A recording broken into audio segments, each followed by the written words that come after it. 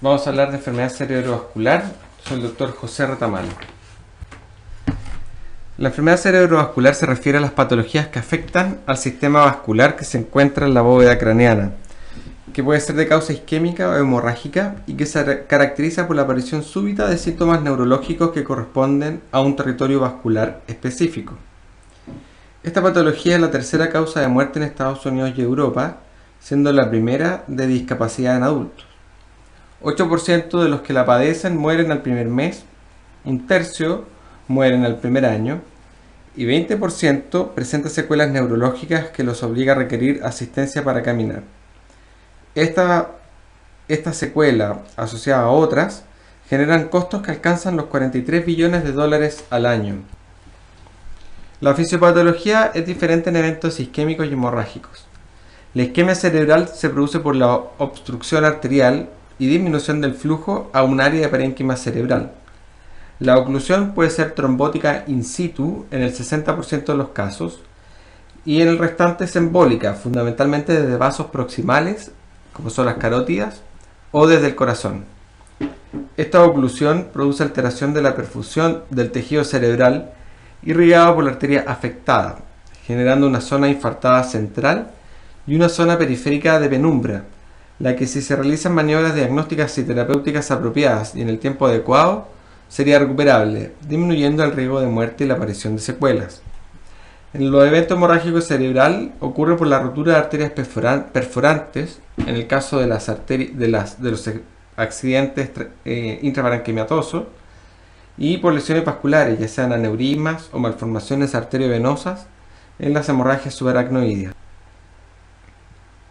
El evento hemorrágico cerebral, la enfermedad cerebrovascular es una patología tiempo dependiente, ya que la morbi-mortalidad asociada tiene relación directa con la extensión y duración del evento isquémico, ya sea por oclusión o por extravasación. Se estima que una enfermedad cerebrovascular isquémica de más de 6 horas de duración desde el inicio de los síntomas genera daño irreversible, por lo tanto requiere diagnóstico y manejo precoz. El enfrentamiento de los pacientes que consultan o llegan al servicio de urgencia con sospechas diagnósticas de enfermedad cerebrovascular parte desde la casa o desde el momento en que inician los síntomas. El primer punto es la detección precoz de los síntomas, luego una rápida respuesta y traslado desde el prehospitalario. El tercer punto, la evaluación precoz en el servicio de urgencia. El cuarto punto, determinación de una terapia apropiada. Y el quinto punto, uso de trombolíticos si lo requiere o alguna otra terapia específica. Vamos a revisar punto por punto. La detección de los síntomas. El reconocimiento precoz de los síntomas sospechosos de enfermedad cerebrovascular es determinante para el inicio de la cadena, por lo tanto es un punto crítico, ya que genera la activación del servicio de emergencia móvil. Es fundamental educar a la población que ante síntomas que alteren su función normal del lenguaje, motora o sensitiva, así como cefalea de inicio súbito seguido de las anteriores, requiere una asistencia precoz, por lo tanto activando el sistema prehospitalario o trasladando al paciente a un centro asistencial precozmente. La respuesta del prehospitalario debe ser rápida. Desde la central telefónica se deben reconocer los posibles síntomas de enfermedad cerebrovascular y despachar precozmente, rápidamente, al móvil más cercano, quienes deben estabilizar al paciente, determinar el tiempo de inicio de los síntomas y tratar de determinar que efectivamente sea una enfermedad cerebrovascular. Dentro de la estabilidad del paciente se refiere a la permeabilidad de vía aérea, estabilidad hemodinámica, etc. Y los pacientes que consultan por síntomas sugerentes de enfermedad cerebrovascular siempre deben tener un control de glicemia para descartar a la hipoglicemia como causante de los síntomas. La manera de poder ayudar a determinar al prehospitalario de que sea o no sea una enfermedad cerebrovascular es mediante la realización de una escala que se llama escala de Cincinnati.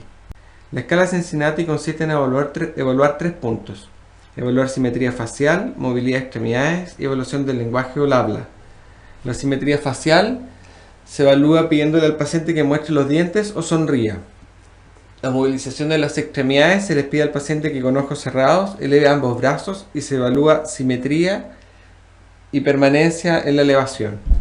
Y en el habla se le solicita que repita una frase conocida. Cualquier falla en uno de estos puntos sugiere enfermedad cerebrovascular y debe ser informada al despacho.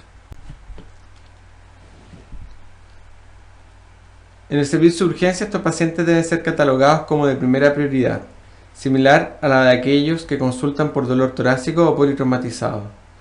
Nuevamente se debe establecer el tiempo de evolución de los síntomas, descartar patologías no neurológicas que puedan provocar síntomas similares, realizar una anamnesia y examen físico, glicemia capilar, laboratorio básico y examen neurológico focalizado, el cual se realiza realizando una escala ideada por el National Institute of Health Stroke Scale, o en abreviación NIHSS, conocida como NIH. Esta escala evalúa estado de conciencia, alteración de la mirada y del campo visual, simetría facial, movilización de extremidades, presencia de dismetría, alteración del sensorio y alteración del lenguaje. Cada uno de estos puntos se desglosan algunos logros, los que están asignados a puntaje, siendo 0 el puntaje normal. Esta escala surgió como elemento de evaluación de datos de pacientes con enfermedad cerebrovascular sometidos a una investigación científica. Sin embargo, ahora se utiliza para diagnóstico, establecer pronóstico y terapia más apropiada para los pacientes de acuerdo al puntaje obtenido. Una vez que se tiene la sospecha clínica de enfermedad cerebrovascular, es necesario realizar un estudio imagenológico adecuado. La realización de una tomografía axial computada cerebral sin contraste es prioritaria en el servicio de urgencia, y los tiempos de realización e interpretación son considerados medidores de calidad de atención. Es por la utilidad de este método de diagnosticar eventos hemorrágicos u otra causa de compromiso focal neurológico que descarta el evento isquémico, y por lo tanto no requeriría inicio precoz de terapia más apropiada como estrombolítico. Este debe ser tomado antes de 25 minutos del ingreso del paciente al servicio de urgencia e interpretado antes de 45 minutos. En caso de consultas precoz, fundamentalmente antes de 1 hora, el TAC puede no mostrar lesiones sugerentes de isquemia. En estos casos es posible realizar una resonancia magnética nuclear cerebral. Sin embargo, este examen es lento y caro. Por esto se prefiere realizar una fase de esta resonancia, conocida como difusión cerebral, que permite en menor tiempo y en menor costo obtener imágenes que demuestran edema citotóxico y por lo tanto sugieren zonas de isquemia que sería recuperable. En esta imagen vemos un escáner evolutivo del mismo paciente que consultó por síntomas neurológicos, fundamentalmente hemiparesia del lado izquierdo. En la primera imagen, que es la letra A, que fue al ingreso del paciente, no se observaba ninguna lesión, pero aproximadamente a las 12 horas siguientes, en la imagen B, se observa una hipodensidad parietal. Esto es muy frecuente de encontrar en los escáneres, por lo tanto, un escáner normal al ingreso no descarta el evento isquémico. Siempre es necesario realizar en paralelo al estudio neurológico análisis completo de laboratorio, que permita descartar otra causa de compromiso focal neurológico. Los diagnósticos diferenciales más comunes son la hipoglicemia, hipoxia, parálisis de TOD, que es la hemiplegia postconvulsiones, migraña hemipléjica y las hipo o hipernatremias como alteraciones electrolíticas.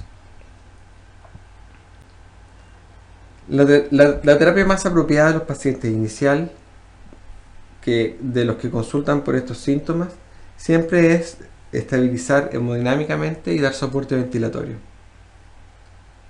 Como en todas las patologías neurocríticas, es necesario mantener medidas de neuroprotección, como una vía aérea permeable, asegurar una saturación de oxígeno superior al 93%, manejar la hipertensión tratando de no disminuirla de 100 milímetros de mercurio, la presión arterial media, evitar uso de glucosa parenteral y mantener glicemias menores de 150 y mayores de 70, y evitar la hipertermia, temperaturas mayores de 38 grados, e idealmente iniciar hipotermia, que serían temperaturas de 35 grados, lo que mejoraría el pronóstico neurológico y vital de los pacientes.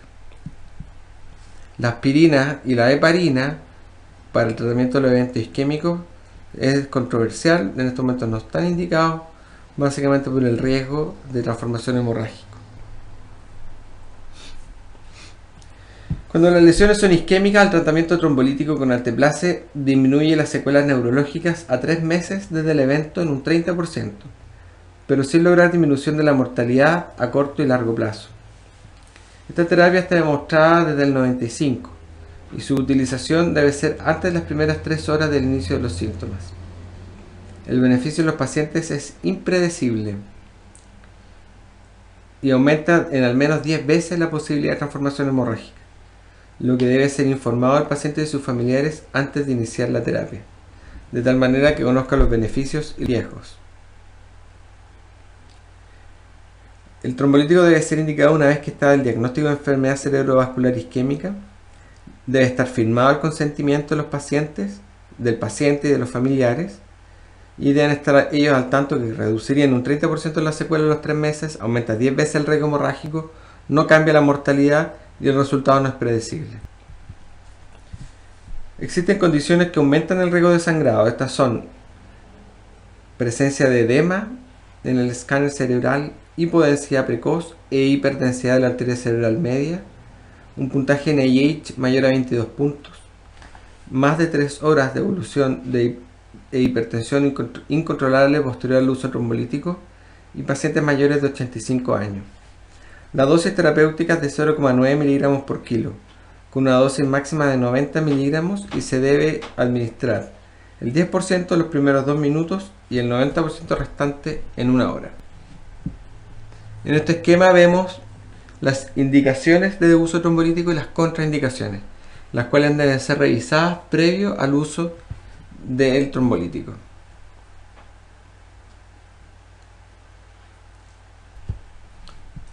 Otras terapias, específicamente en el evento isquémico, sería la terapia trombolítica intraarterial, que tiene mayor beneficio que la sistémica. Aumenta la mejora del pronóstico funcional neurológico, casi al doble del sistémico. Disminuye la transformación hemorrágica también en la mitad del evento sistémico. Sin embargo, es poco accesible y es muy costoso. En caso de las lesiones hemorrágicas, se debe procurar un manejo adecuado de la hipertensión arterial, evitando PAM mayores a 130 milímetros de mercurio, procurando no disminuir de 100 o 110, y una pronta evaluación neuroquirúrgica, la que debe ser solicitada en casos también de sospecha de infarto de fosa posterior y de arteria cerebral media, fundamentalmente para la realización de craniectomía descompresiva. Muchas gracias.